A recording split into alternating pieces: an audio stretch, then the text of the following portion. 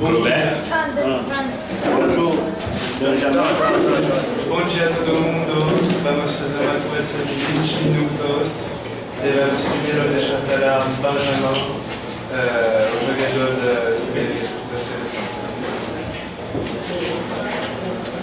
Bonjour Benjamin. Un micro là s'il vous plaît. Il n'y a pas de micro dans la salle. Ça va?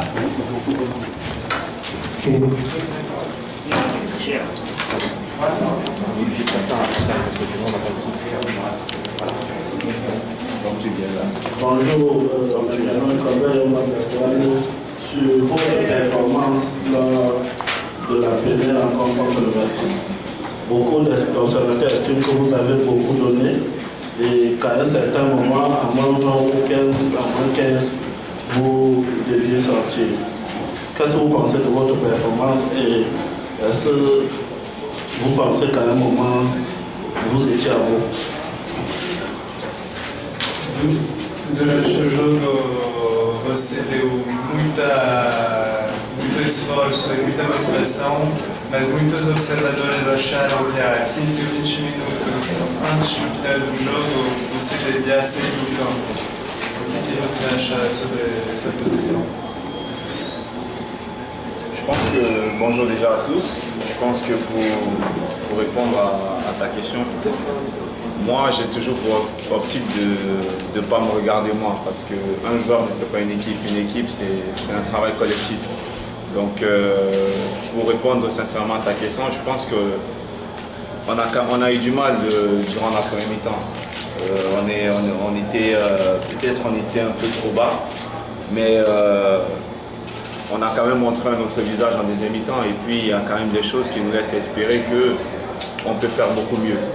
Moi je parle collectivement parce que c'est une performance collective. Quand l'équipe ne gagne pas, c'est tout le monde qui est impliqué. Quand l'équipe gagne, c'est pareil, c'est nous tous. Donc on a conscience de la situation, elle n'est pas pire. C'est vrai que ça ne nous avantage pas parce qu'on aurait aimé remporter ce match ou faire un match nul. Mais il y a encore de l'espoir, on a encore des matchs à jouer. Les matchs se jouent sur le terrain, ça se gagne sur le terrain. Maintenant on se prépare, on est à 3 jours du match. On va continuer à travailler avec le coach et puis mettre quelque chose de nouveau et montrer un autre visage mercredi. Primeiro de tudo, eu não gosto de falar de eu mesmo, eu sempre falo pela seleção toda junta e acho que a gente pode jogar muito melhor, a gente agora precisa se concentrar sobre o próximo jogo, rever a nossa tática e com certeza se a gente fosse agrupar e jogar muito melhor todos coletivamente, a gente pode fazer um bom resultado no próximo jogo. Zigra. Merci. Benjamin, vous dites des motifs de satisfaction, des motifs d'espoir en fonction du premier match pour le deuxième. Quels sont-ils justement ces motifs? Você falou de alguns elementos de esperança pelos próximos jogos. Quais são esses elementos de esperança? Je pense que malgré le fait qu'on n'ait pas remporté le match, on a quand même réussi à se créer des situations dangereuses. Donc je pense qu'il faut qu'on s'appuie dessus pour avancer et puis essayer de corriger ce qui n'a pas marché. Ce qui n'a pas marché, je pense qu'il y a un coach qui est là pour ça et puis il y a la vidéo, on a déjà commencé à travailler hier là-dessus. Donc on s'appuie vraiment sur ces éléments clés.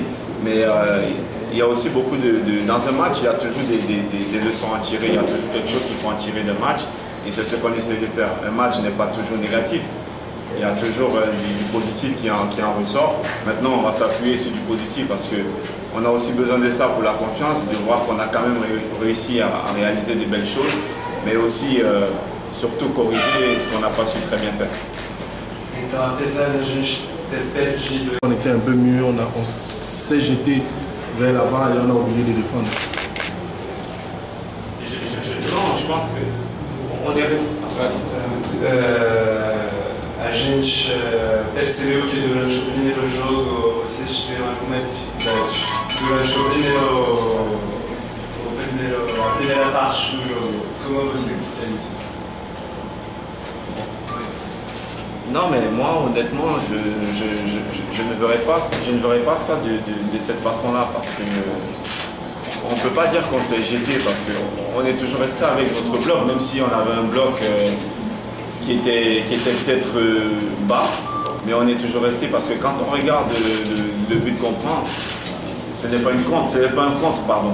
Il ne marque pas par contre, c'est une attaque placée. Et voilà, donc je ne pense pas qu'à un moment donné, on s'est jeté. Mais on était bon, c'est un groupe qui vit bien. Voilà, maintenant, c'est bien que tout se passe bien entre nous, mais comme on dit, la vérité, c'est sur le terrain. Mais je peux vous rassurer qu'au niveau du groupe, il n'y a pas de problème, il n'y a aucun problème là-dessus. Hein. Tout le monde est conscient de la situation. On aurait aimé gagner le premier match, on ne l'a pas fait, mais ça ne veut pas dire qu'aujourd'hui, on ne peut plus se qualifier. Il reste 2 matchs, les matchs, ils se gagnent sur le terrain. Si nous, on montre un autre visage et puis cette envie de gagner que nous, Africains, nous, Camerounais, on a, il n'y a pas de raison qu'on ne gagne pas. La ligne est un peu défaite ce matin, tout à l'heure en dimanche midi, on était un peu tous un peu assommés. On va continuer à espérer. Les joueurs, pour Angola encore, tous ceux qui ont sollicité des interviews individualisées tout à l'heure à l'hôtel, je pense à la CIAPTD, je pense également à RNC, ils sont ici présents, je ne vois pas le. Ceux qui ont sollicité des interviews individualisées tout à l'heure à l'hôtel. On va passer aux questions avec le coach. Première question, on va prendre Sylvestre. Agora o técnico vai falar. Bom dia. Queria saber sobre a lesão do Samuel Eto'o. Ele, pelo segundo dia, não treinou. Ele corre algum risco de se cortar no mundial?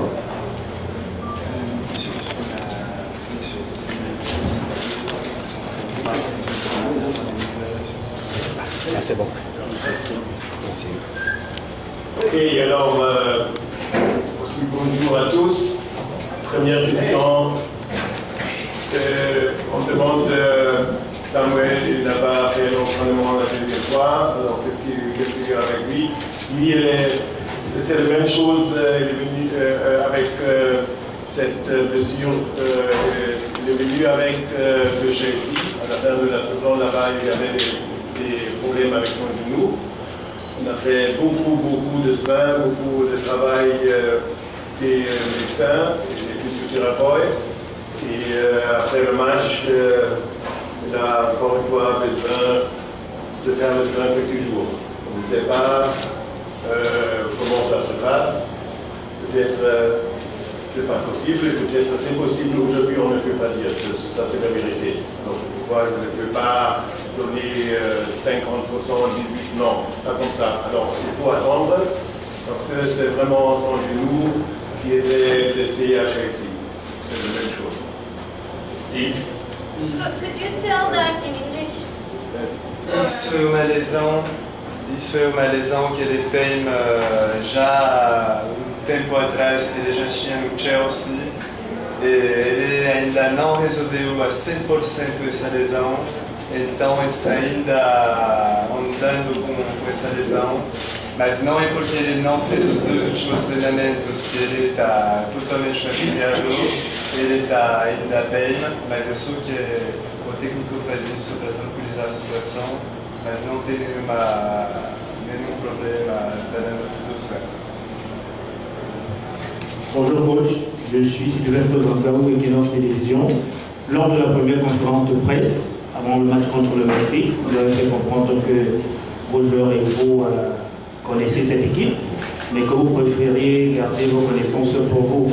Et finalement, le match de vendredi, on s'est rendu compte que le Mexique a été au-dessus, il y a pas mal de choses qui n'ont pas marché, alors que c'était passé.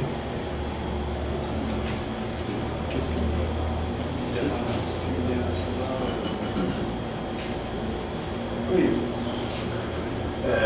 Première mi-temps, c'était vraiment un petit peu difficile. Il y avait Benjamin, il a déjà dit, et on a déjà vu aussi après le match, on a fait déjà une petite analyse avec les images principales, parce qu'on a aussi discuté des choses à mi-temps, et deuxième mi-temps, je crois, c'était vraiment mieux. C'était pas perfect, mais c'était un petit mieux que première mi-temps. Alors, c'est vrai, il y avait des problèmes de sortir dans le milieu. il y avait quelques problèmes pour la communication aussi, défenseur central, milieu. Et ça, c'est le travail qu'on a déjà fait. On a commencé, on va finir le travail de ce match aujourd'hui. Je vais faire une petite séance avec les images, avec les milieux, une autre avec les défenseurs, pour travailler quelques situations clés pour comportement contre le ballon. Parce que il y avait un manquement dans le travail contre le ballon. Ça, c'était la raison. On n'a pas trouvé une domination dans le milieu. On n'était pas prêt pour avoir vraiment le contrôle sur le match. Même, il faut aussi vraiment voir qu'il y a des matchs comme ça. C'est pas excuser quelque chose. On a créé aussi quelques occasions. Avec les occasions, c'était moitié-moitié. On n'est pas content, pas du tout. Ça, c'est clair. Mais il faut aussi voir que l'équipe est toujours capable de créer des occasions. Et maintenant, c'est un autre match contre la Croatie. Il faut terminer aujourd'hui avec cette analyse du premier match, parce que il y a le match contre la Croacia. Então, a pergunta foi sobre esse jogo agora contra o México. O técnico falou que para toda a seleção é extremamente importante a parte de análise de vídeo. Então eles vão fazer trabalho muito grande para analisar todas as sequências do jogo. Avec le coach en démon beaucoup plus simple, vous avez dit que c'était du 50-50. Samuel Canary, l'une des équipes contractées depuis Chelsea, il en soin depuis notre passage de préparation en Autriche. Il y a quelques douleurs sur son genou droit. Je crois que Samuel, même s'exprimera avec Madeleine tout à l'heure à l'hôtel, il vous dira ce qu'il ressent. Donc certainement Madeleine aura un échange avec lui. Lui-même il va s'exprimer. Mais comme le coach vous le dit, c'est du 50-50. On ne peut rien affirmer pour l'instant. C'est pourquoi le coach a dit que ce n'est pas que le cas de Samuel. Vous parlez de Samuel, c'est bien ça? Oui, mais ce que vous dites, c'est pas ce que le coach a dit. Qu'est-ce que le coach a dit? Le coach a dit qu'il ne peut pas se rentrer dans les pourcentages et après. Oui, c'est ça. Oui, mais c'est ça. Quand on vous dit que c'est des décisions différentes. Pourquoi est-ce que le responsable du staff ne vient pas ici qui est plus apte à nous dire exactement de quoi les joueurs sont? Pourquoi est-ce que vous n'amenez pas le responsable du staff? Bien reçu, on vous fera une note là-dessus. On va passer à la prochaine question. L'indomie la nouvelle expression. Ma question est en quelque sorte liée à celle de Steve. Coach, aujourd'hui, on sait que Samy n'est pas très dispo. Il y a eu Landringemo, il y a eu Salieta. Est-ce qu'aujourd'hui, vous pouvez nous confirmer que ces joueurs se portent bien? Est-ce qu'ils ont amélioré sur le plan de la santé?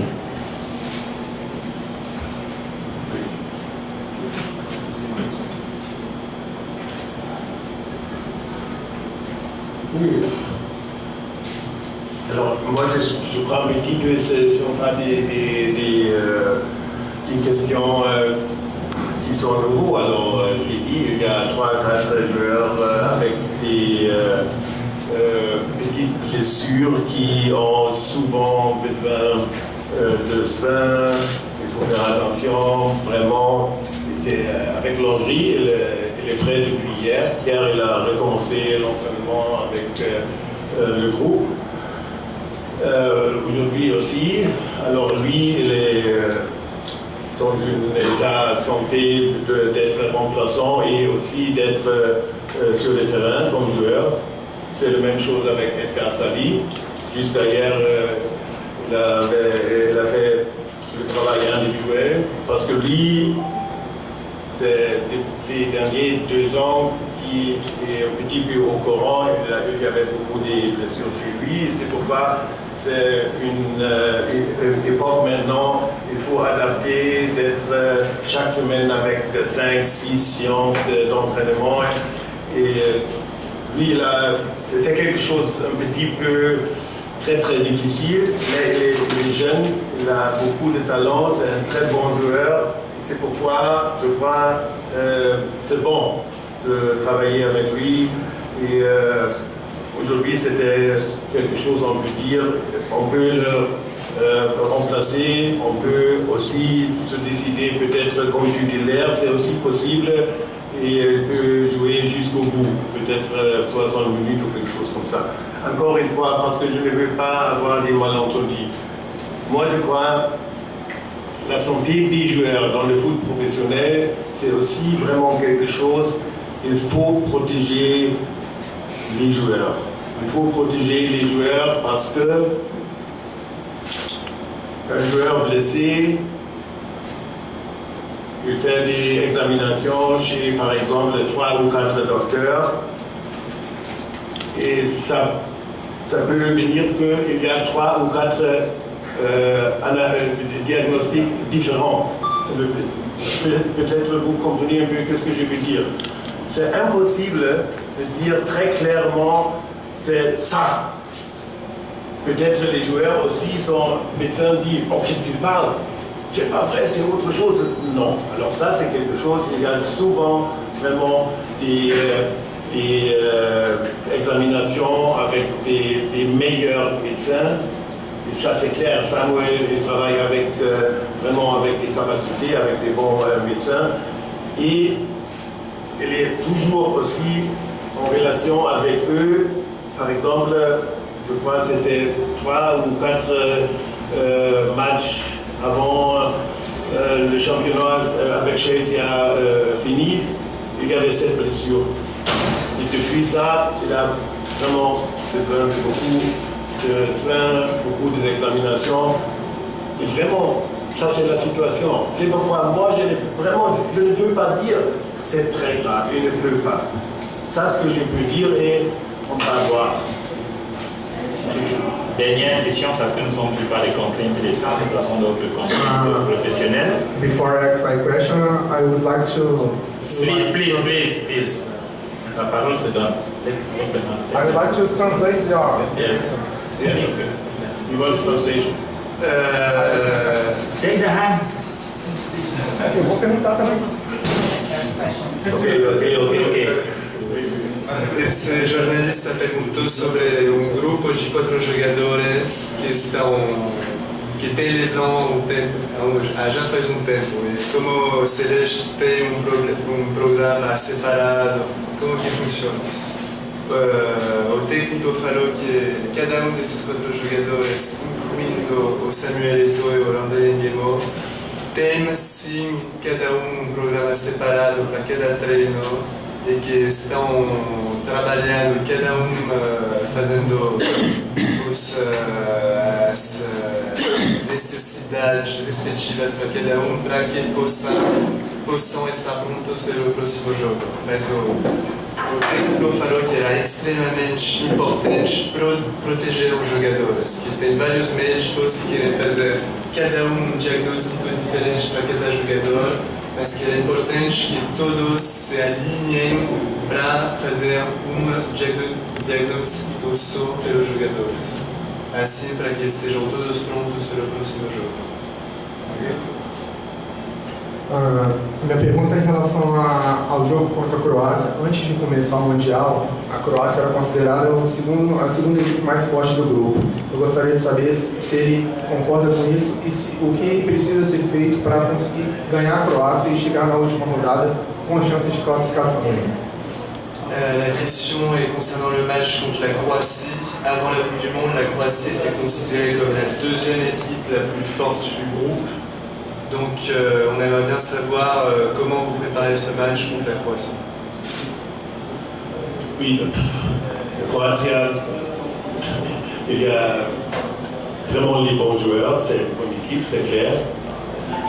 Et il y a des joueurs, s'ils jouent en Espagne, du Real Madrid, il y a des joueurs de Bayern München, de VfL Wolfsburg, de la Bundesliga, c'est une bonne équipe, ça c'est clair.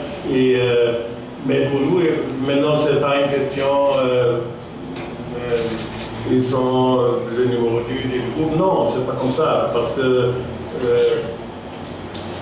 eux aussi, ils ont perdu le premier match. C'est la même situation que nous. Si tu as 0 points après le premier match, il ne faut pas barader grand-chose, il faut gagner, c'est tout. C'est pour tous les deux, c'est pour la Croatie, c'est pour nous, c'est vrai, c'est comme ça. Então eles sim são muito fortes, eles têm jogador no Real de Madrid, jogador no Bayern de München, vários em Bundesliga. Então sim, uma equipe extremamente forte, mas eles também perderam o primeiro jogo, então agora estamos na mesma